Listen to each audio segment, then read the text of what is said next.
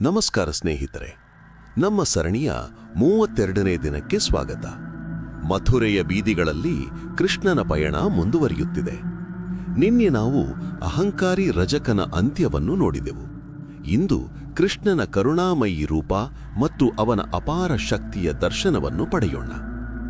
ದಾರಿಯಲ್ಲಿ ಕೃಷ್ಣನಿಗೆ ಎದುರಾದದ್ದು ತ್ರಿವಕ್ರ ಎಂಬ ಕುರೂಪಿ ಹೆಣ್ಣುಮಗಳು. ಅವಳನ್ನು ಎಲ್ಲರೂ ಕುಬ್ಜೆ ಎಂದು ಗೇಲಿ ಮಾಡುತ್ತಿದ್ದರು.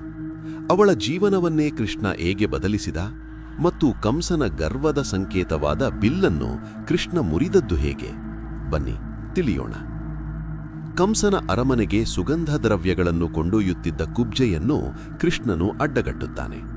ಸುಂದರಿ, ನಮಗೂ ಸ್ವಲ್ಪ ಈ ಚಂದನವನ್ನು ಲೇಪಿಸುವಿಯಾ ಎಂದು ಕೇಳುತ್ತಾನೆ.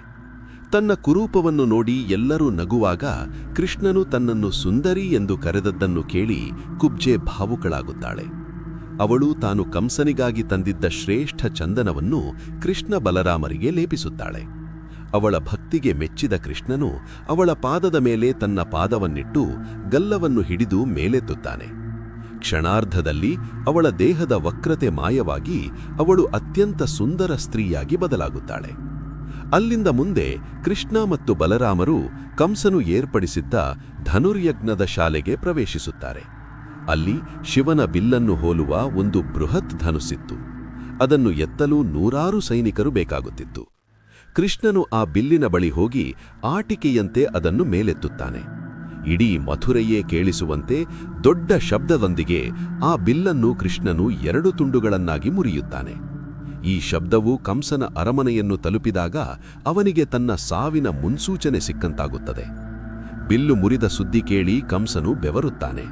ಅವನಿಗೆ ಬೃಂದಾವನದ ಆ ಬಾಲಕ ಈಗ ಸಾಕ್ಷಾತ್ ಮೃತ್ಯುವಾಗಿ ಕಾಣತೊಡಗುತ್ತಾನೆ. ಆದರೆ ಬೃಂದಾವನದಲ್ಲಿ ರಾಧೆಗೆ ಕೃಷ್ಣನ ಪ್ರತಿ ಸಾಹಸದ ಸುದ್ದಿಯೂ ತಲುಪುತ್ತಿತ್ತು.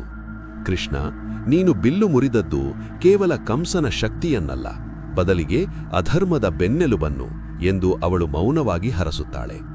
ಮಥುರೆಯ ಜನರು ಕೃಷ್ಣನನ್ನು ನೋಡಿ ಸಂಭ್ರಮಿಸುತ್ತಿದ್ದರೆ, ಕಂಸನು ಈಗ ಕೃಷ್ಣನನ್ನು ಕೊಲ್ಲಲು ತನ್ನ ಕೊನೆಯ ಮಲ್ಲರನ್ನು ಸಿದ್ಧಪಡಿಸುತ್ತಿದ್ದಾನೆ. ಸ್ನೇಹಿತರೆ, ಭಕ್ತಿಗೆ ರೂಪ ಮುಖ್ಯವಲ್ಲ, ಮನಸ್ಸು ಮುಖ್ಯ ಎನ್ನುವುದನ್ನು ಕುಬ್ಜೆಯ ಲೀಲೆ ತೋರಿಸುತ್ತದೆ. ಈಗ ಮಥುರೆಯ ರಣರಂಗ ಸಿದ್ಧವಾಗಿದೆ.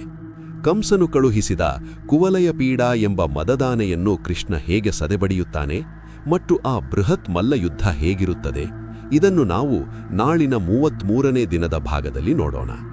ವಿಡಿಯೋ ಲೈಕ್ ಮಾಡಿ ಮತ್ತು ಜೈ ಶ್ರೀಕೃಷ್ಣ ಎಂದು ಕಾಮೆಂಟ್ ಮಾಡಿ. ಧನ್ಯವಾದಗಳು.